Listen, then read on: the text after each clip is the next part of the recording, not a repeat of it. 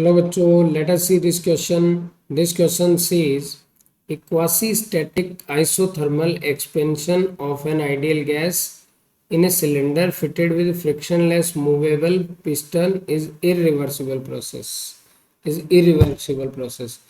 And the reason क्या कह रहा है? A process is irreversible only if the system remains in equilibrium with the surrounding at the every stage. Let us see. सबसे पहले देखिए आप की कॉन्सेप्ट देखिए, और की कंसेप्ट में अपने को नाम किसका लेना है? Quasi static process. Quasi static process अपन बात केवल और केवल इस क्वासी स्टैटिक प्रोसेस की करेंगे। Okay, quasi static process basically क्या होता है?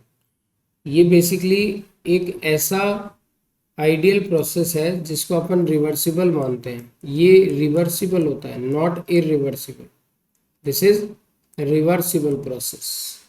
This is reversible process. अगर मान लीजिए कोई भी आप अगर प्रोसेस इंक्लूड करते हैं, जैसे ये वाला प्रोसेस आपने इंक्लूड किया, अगर इस प्रोसेस को आप स्मॉल सेगमेंट में स्लोली आगे बढ़ाएंगे, जैसे मान लीजिए इस प्रोसेस को तुमने इतना ही चलाया, फिर यहाँ रुक गए वापस, फिर आगे चल के इतना ही प्रोसेस आगे बढ़ाया तुमने, फिर आगे थोड़ा थोड़ा, मतलब इस प्रोसेस को अपन सेगमेंट में अगर कर रहे हैं, छोटे छोटे एलिमेंट्स में डिवाइड करके अगर इस प्रोसेस को कर रहे हैं, तो ये वाला प्रोसेस क्या होता है?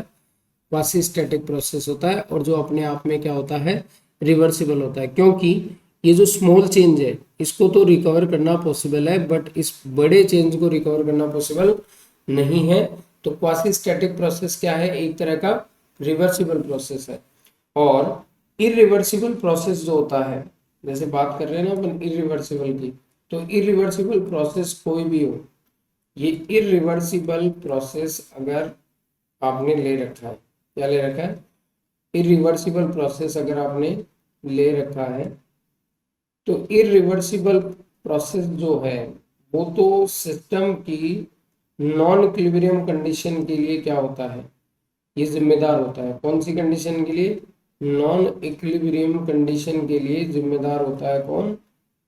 ये अपना नॉन इक्विलिब्रियम पे के लिए जिम्मेदार कौन होता है भाई? Irreversible process. ये तो लीड करता है प्रोसेस को कि वो कहाँ चला जाए?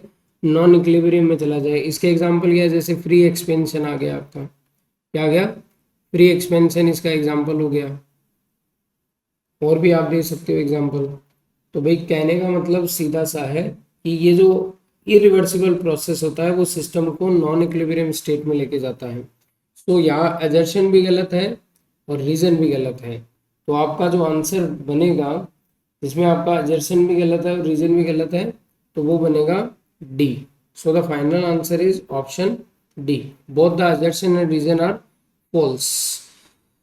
Hope you understood it well. Best of luck.